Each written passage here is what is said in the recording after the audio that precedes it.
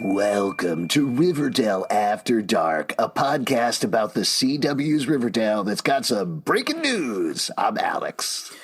When you're in the darkness for as long as I am, you realize, hey, maybe I was born in the 1950s. That's how long it feels. I'm Justin. I'm Pete. And as mentioned, not exactly breaking news. It's about 24 hours old as we are recording this. Hey, that's okay. We're on the news cycle that, And we're back in the 1950s when they used to deliver the news by Pony Express, I believe. Yeah, I believe that's true. Let me check with my grandparents. But yes. All right. But there's a bunch of news that came out yesterday. The Season 7 premiere of Riverdale. We finally have a date. It is coming out Wednesday, March 29th at 9 p.m. ET. And I'll tell you what, I was expecting that. I was expecting we get the season premiere date. I was not emotionally ready to also get the series finale date at the same exact time. Ooh. It is coming out Wednesday, August 23rd at 9 p.m. ET. So we don't know exactly how many episodes are in the final season, but that's 22 weeks. So it's reasonable to assume you've either got 22 straight weeks of Riverdale or you got 20 episodes with some very short breaks in there. Either way, it's a lot. 23. Yeah. To not have any fall episodes is really surprising. Like I thought they would split it once again, but to drive it all the way through, whether it's 22 or 19 or whatever, that's really exciting.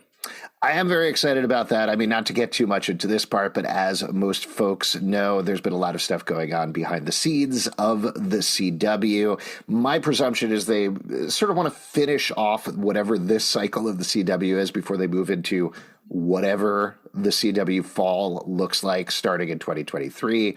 They picked up All-American, so we know they're going to have that aspect. There's going to be some of the old school CW, but they're finishing up Riverdale this summer. They're finishing up Nancy Drew, they announced at the same time, is also going to be running on Wednesdays and going to be finishing up the same day, Wednesday, August 23rd at 8 p.m., right before Riverdale. The Flash is going to be finishing up, so there's a lot of wrapping up going on here, but more to the point with Riverdale, along with the premiere date and the series finale date, we also got a big synopsis. As usual with these synopses, again, we're talking about Alex, before we move on to the synopsis, I just want to, is it possible for the cast of Riverdale to sort of take over another show? Like if they show up to like Law and Order and they're like, this is our show now, and then we do more Riverdale there, like that's fine. Here's the thing, there's a lot of them. So I feel like they could overpower Briska Hargitay. Yeah, that's what I'm saying. Come on.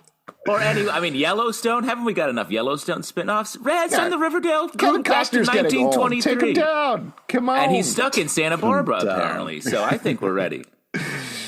Let's get into the synopsis, though, because there's a lot to break down here. I'm going to read through, and then I figured we could talk down each character and what our speculation is for them. But, and a little note of what, Pete? You're upset That's already. not Pip. What is happening back there? No, don't get distracted by the dogs behind Justin. It's not Pip.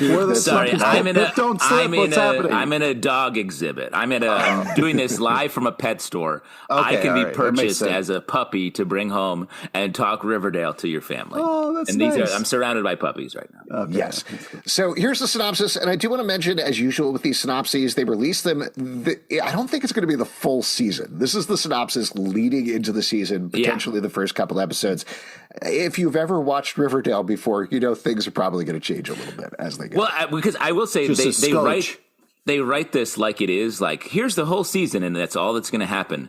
But that's a trap. This is very much the beginning point of the show, and then anything can happen. And there's already twists and turns literally as you read this paragraph. Yeah, I was going back. There was a preview a couple of weeks ago at Entertainment Weekly of the season where they showed off some pics of everybody in the 1950s, and Roberto Aguirre-Sacasa was like, surprisingly, I think this is our most grounded season. And I was like, all right, buddy. See you in 20 episodes. Yeah, exactly. That's a man who's getting ready to pull an elaborate prank. Yes. So here we go. Here's the whole synopsis. And again, we'll break it down afterwards. The 7th season of Riverdale goes where no season of Riverdale has dared to go before, the 1950s. Picking up where last season ended, Jughead Jones finds himself trapped in the 1950s. He has no idea how he got there, nor how to get back to the present. His friends are no help, as they are living seemingly authentic lives similar to their classic Archie Comics counterparts, unaware they've ever been anywhere but the 1950s. Archie Andrews is the classic all-American teen, coming of age, getting into trouble and learning life lessons. Betty Cooper is the girl next door, starting to question everything about her perfect life, including her controlling mother, Alice. Veronica Lodge is a Hollywood starlet who moved to Riverdale under mysterious circumstances. Cheryl Blossom is the queen bee with a withering wit and a secret longing. Toni Topaz is an activist fighting for the black students of recently integrated Riverdale High. Kevin Keller is a square crooner wrestling with his sexual identity. Reggie Mantle is a basketball star from farm country, and Fangs Fogarty is a greaser who's destined to be an Elvis-type star. It isn't until Jughead is visited by Tabitha Tate, Riverdale's guardian angel, that he learns the cosmic truth about the predicament. Will Jughead and the gang be able to return to the present, or will our characters be trapped in the 1950s forever? And if so, is that such a bad thing? Wow. Reading this, and especially hearing you read it. Racially, yes. Yeah. Well, I think that's some of the stuff we're going to deal with. But there's like 50 thoughts trying to climb out of my mouth hole at the same time. So let's break down all of them. First off, it feels like there's going to be a lot of music. Like we're leaning into so many, like a lot of the characters. How did you read that and then think music? Because you got crooner, you've got Elvis-style greaser. I think Hollywood starlet's an interesting twist in there. I think we'll get into some Hollywood murder-y, like Black Dahlia type stuff. Well, let's talk about that first. I mean, not to jump into the middle and talk about Veronica, but I got a lot of questions about what the mysterious circumstances are. I think my mind went in two different directions. One is, you got 1950s Hollywood, classic Hollywood murder mystery. That makes a lot of sense. Yeah. The other one, which I'm very hesitant to mention out loud, but what if it's secret pregnancy? Because that's the other thing of like, she's a Hollywood starlet, goes to a small town where there's no press where she can hide out. That's a possibility as well. That's interesting. And picking up on the Betty Archie having a baby stuff from last season, interesting. No. I tend to think it's more the murder side, especially coming off of Veronica killing her husband, Veronica killing Hiram. I feel like there's definitely she killed somebody energy coming out of that description. Or got involved in a Chinatown style mystery sort of thing, and that allows you to have very 1950s Hollywood gangsters showing up in Riverdale at some point. You could have a whole chase scene to some jaunty music. Yeah. I know. Jaunty music is the watchword. Pete, you referenced it earlier, but I also think there's a lot of like issues to talk about here. There's segregation. There's coming out. It seems like that's going to be a thing. There's some class stuff happening here. I feel like Reggie from farm country means he's like from the other side of the tracks kind of a thing. Like there's a lot on the table here just in the way these words are chosen. Well, to that point, I think we should talk about one of the bigger things, which is the end of the synopsis here when we're dealing with Jughead and Tabitha Tate being Riverdale's guardian angel. Clearly a bit of a leftover from the previous season where we had Jughead thrust backwards because of this comet that Cheryl blew up with a combination of magic and superpowers and a bunch of other things. Phoenix Force, I think, was in there. So this is going back to the EW interview that not so much hinted as outright stated that Jughead is going to be wrestling with this. It'll be resolved at the end of the first episode. And then the second episode, by the end of that, we're going to get some sort of dark mystery, though potentially not like an overarching villain or something like that. So here's my pure speculation based on this. I think Tabitha is going to be the Tabitha for the last season. She's going to remember things just like Jughead. And I think by the end of the first episode, she's going to give Jughead a choice. She's going to say, hey, you can bring everybody back to the current time. We can fix this. We can set everything back to normal. But it's going to be Riverdale. It's going to have this darkness. It's going to have all of the things that have been present over the past 6 seasons. Or you can leave everybody in the 1950s and you won't remember anything. And I also won't remember anything. That basically will be reset.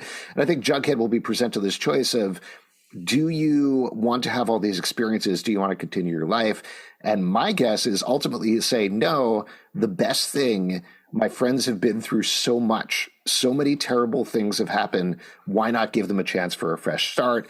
Even if that means I forget Tabitha and loving Tabitha, and he's going to trust that they will come back together somehow. So I think we will have an actual reset with Jughead's memory and Tabitha's memory. They're not going to leave her out. She's part of this by the end of the first episode. That's my speculation there. I thought something similar, but for a different reason. I think that Jughead will be offered that choice. But his whole thing has always been, this town is dark. This town needs to be saved. I think this is his chance to rewrite Riverdale and not let the darkness creep in. Because I think he believes, in the way that he's spoken in a lot of his narration over the years, that at one point Riverdale was a good town. And I think he thinks that it is in the 50s where they are. And that the reason that maybe they were put here is to do this, or for him to do this service and sort of repair Riverdale before it all falls apart. So that is the choice I think he'll be offered. And I think the Tabitha romance is what he's going to sacrifice for Riverdale. But to your point, I think they will come back together. And then this season becomes partially their sort of love story, finding each other again. I definitely agree with that. I mean, I think the other part, and this is getting way too far in the speculation, but I don't think we're going to be in the 1950s purely completely erasing everything that's happened before for 20 to 22 episodes. I don't think that's going to happen. They're clearly still filming right now as we're taping in the 1950s. You know, they put up stuff from set and they're still in that time period, but there's still a couple of months to go. And whether it's in the last couple of episodes or literally the last episode where like we flash through the decades or something like that, I don't think this is a complete reboot. I don't think everybody is going to forget everything and nothing is going to count from 6 seasons before. Just from a storytelling perspective, that doesn't make sense, but it does give them a chance to freshly reevaluate these relationships, reevaluate these characters, figure out what works, and move forward from there. Yeah, and the beauty of Riverdale is they do things for exactly as long as they're fun, and then they move on. Like, they don't feel beholden to, like, we really said we were going to do this 1950s thing. No, as soon as they're like, well, we've eaten this whole meal, let's do something different. And then it's maybe we get, like, 2 episodes in the 60s, 70s, 80s, all the way up to present day, which would be cool. Or it slingshots forward. I could see this going into the future for some reason. Like, this show, the beauty of this show is it can go anywhere at any time. Now, one thing about this is there are a couple characters that are sort of almost left out of the synopsis or treated like, yeah. You get yada-yada'd past Archie and Betty, which I thought was like, because their descriptions are like straight over the plate, exactly what you would expect. Before we get to Veronica, where the first sort of turn happens. And a couple things about that. I think it's interesting that Jughead is fully the center of this show. He's the driving character, and Archie is, in the last couple seasons, I think, has been sort of put on this pedestal almost, where he's the hero who has to choose. He's dealing all this stuff, but we don't ride with him. We observe him, sort of. And I'm curious if that's going to toggle back to Archie being sort of the one where we're in his head a little bit more and having him decide. Where I'm sure we're going to get some Betty Veronica stuff here, but it does feel like this may be an Archie Betty situation that we're getting into, which I think I don't want to coin this term, but I would call it, like, I guess, Barchie. Oh, that's interesting. I would call it already, but I guess yours works as well. Whatever you want to ship, that's fine. Yeah, I guess we'll see.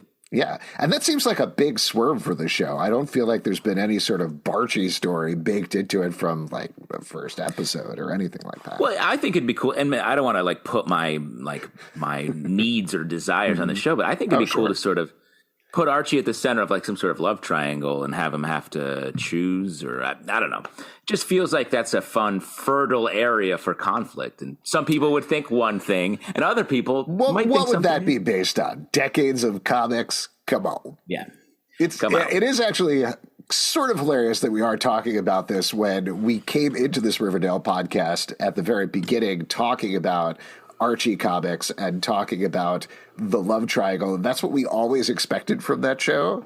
The show from the very beginning, we were like, I think this is going to happen. It's finally going to happen this season. And now here we are at the end. Pete, you've been collecting your thoughts for a couple minutes. We were just now. Do you have anything? We were talking about something that I coined called Barchie, which is like a relationship between Betty and Archie. Just to be clear, I called it already, but whichever one we already did that. What I'm hoping for is when we go back to the 50s is somehow we quickly fight racism. You know what I mean? Like really solve racism real quick. Oh yeah, yeah. You know, and then we get back to the core of the show, what really pulled all the fans in, because Betty and Archie is such a done, tired, stupid thing. What we found, what the show magically found, was this new relationship. This Jughead and Betty, where the dark meets dark, and they fit together in this crime. Just not to interrupt, but I call Jughead. Go ahead. This crime-fighting duo, and I want to see them, you know what I mean? Because I get it. They used to date. Maybe they don't want to do a lot of make-out scenes. Just give me a scene at the end where they've got like 18 murder boards going, and they're fighting crime in the 50s. True romance. And they're just kind of like, you know what? We're just so happy together. They can be on separate sides of the room. I feel like the show They could be in should entirely different houses or two different states. They should start different shows.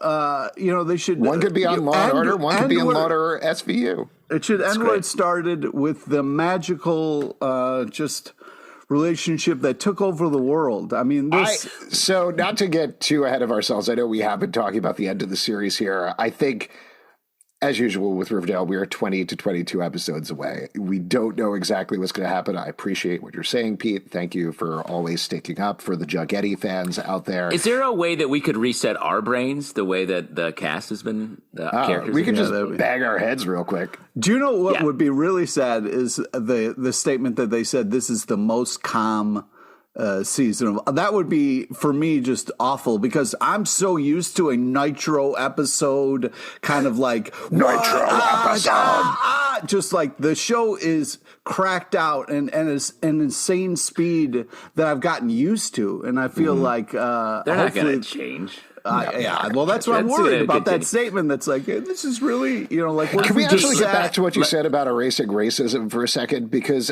something we've talked about a lot on the podcast is how Riverdale deals with issues or does not, that they swerve. And clearly they are setting this up. We didn't talk about Cheryl and Toni yet, but Toni. I mean, that's also something they got to bring back. They got to figure out how to do that. Yeah, hold on. Two different thoughts there.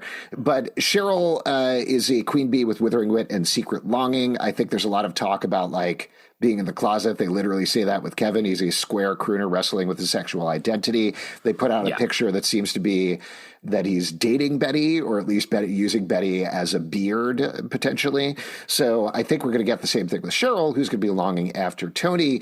So they're dealing with closeted identities. They're dealing with homophobia in the 50s. They're dealing with racism. How do you feel about that? Are you worried about it? Do you think they're going to nail it? Should we just wait and see?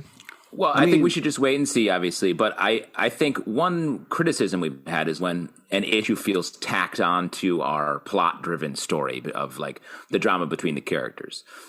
That's when I feel like they're less successful. When they are more successful is when they're like, let's start with dealing with this, and then we'll find a way to tell that story through our characters. And it seems very much so, like I was saying before, that that's what this season is built to do. Like all of the way the synopsis is written is about these characters dealing with their different positions and their different sexuality, class, race, all that stuff is right there on the table. So I do think that will be sort of a big motivating factor all season long. I hope that because one of the things, the show hasn't been great at dealing with stuff like that. They bring it up, which is commendable. They kind of touch on stuff, but it would be nice if they kind of, especially in this last season, kind of leaned into some stuff and dealt with it. So we'll see. I can't believe that the crazy ride is almost over. It's I don't know what I'm going to do once this ends or where we're supposed to go. Yeah. We have to go back in time. But actually, we just touched on it. I mean, obviously, Barchi feeling pretty strong. Bughead, so sorry. Shoney, dude, you had your season. Stop it. You're over. They're resetting for a reason. I feel like I'm gonna they have to reset season. Because they already dealt with this. Tabitha, hello. But Alex, Shoney Island, how are you feeling? I'm feeling pretty good. I think I really don't want to get into Endgame even for this last season. Like, I think we're getting closer and closer to it. And obviously, when we talk about the episodes and actually see the footage. Endgame is the last season. It's not like Endgame happens later. Like, we've seen this description, but we haven't seen any footage. I do think the place that we're starting off here. What are you talking about? You think they're not going back to the 50s? Here's my most confident prediction about Riverdale is we're going to tape an episode after the last episode and be like, I'm going to be like, I'm not confident saying Endgame until I die. It's not your Endgame. It's the character's Endgame. Yeah, that's what I'm saying. When the show ends, we cease to exist, right? Exactly. What happens to us if the show ends? We just disappear into smoke. Yeah, I don't know. It's very funny that we were making fun of Pete for being too caught up. Like, what are we going to do this ends? But Alex, you're the one I'm worried about. I feel like a part of your brain is going to just ghost, just like dust off. Leak out of my ears, absolutely. Yeah, Shoney is absolutely Endgame. I said that last season. I'm going to say that this season. That's set up in the synopsis. If there's one thing that I'm confident about, it is that we are getting Cheryl and Toni back together. Obviously, there's a lot of roadblocks in their way. I hope you're right. I'm pulling for it. I do is I would love to have that. There are certainly things that I would like, and I think you can intuit some of them based on what we've talked about already in this podcast, but there's a difference between what I'd like and what I think is going to happen, and Shoney is the only one that I feel 100% confident about. What would be very cool is if they just... this whole season was just Kevin. Like, they've never really... Kevin's been in the sidelines the whole time. They just go, it's all Kevin. Well, I do want to mention, this isn't in the synopsis, but as we're starting to wrap up here, two characters that are added in a recurring capacity this season. One, we've got Nicholas Barash as Julian Blossom, the new Blossom twin/triplet, now no longer a creepy sailor puppet doll, but an actual real person. So he's going to show up. So that should be interesting in terms of what that does to Cheryl and what that does to the dynamics, as well as the ratio of redheaded characters on the show. And then more to the point with Kevin, we are getting the introduction of the actor Carl Walcott as Clay Walker, the character... Carl, yes. Carl? Yes, what are you doing here? What is Walking Dead reference. Oh, I see. Yeah, and people do have that name, Pete. I mean, it is the 50s. Maybe he'll be just sitting on top of a roof eating out of a Hershey's. The character's name is not Carl. The actor's name is Carl. The character's name is Clay Walker. And Clay Walker in the comics ends up married to Kevin Keller. So in terms of Kevin, I think this is a character that's been described as out and confident of their sexuality. So I think Kevin is going to be in the closet, and we're going to see a potential endgame there in terms of bringing Kevin out. It's a classic nice romance. Texas Walker Ranger kind of situation. Yep. Cool. Yep. Kevin's going to be feeling his Walker independence until he meets Clay Walker, and then he's going to walk the aisle with Clay Walker, and I don't have a pun for Clay. I'm sorry. Walk the aisle is definitely how they say get married. If you're excited about getting married. But speaking of relationships, Pete, how early in a relationship is it to start your first murder board, do you think? Oh, man. I think on the first date, you got to bring that up. You know what I mean? Just to kind of get it out of the way. Wow. Yeah. Nice. Definitely. We got a couple of quick characters we should talk about. We talked about Reggie, right? We didn't talk about Alice necessarily. The one remaining adult. All the other adults have literally left Riverdale. Well, I'm sure you guys talked about how Justin expects him to ride back into town, pick up Alice, and then, Justin is going to ride back into town and pick up Alice. Justin, right. Justin's I've always shipped you with Alice. Yeah, Skeet. He's always said that Skeet's going to come back into town. Hey, Skeet, if you're not going to do it, brother, I am. Yeah, I mean, F. Palace needs to ride again. You know. Yes, What about absolutely. JT Palace? Does that work? Nope. But I want to see a little more from Alice this season. She was under the thrall of, oh my God, I totally blanked on his name. Gargoyle King? Is that what you're going to say? Not Gargoyle King. Uncle, what's his face? The devil guy from last season. Jesus Christ, why can't I remember? Superstar? I don't know. Pete, you have the name. What did you call him? Uncle, what's his face? No, not Uncle.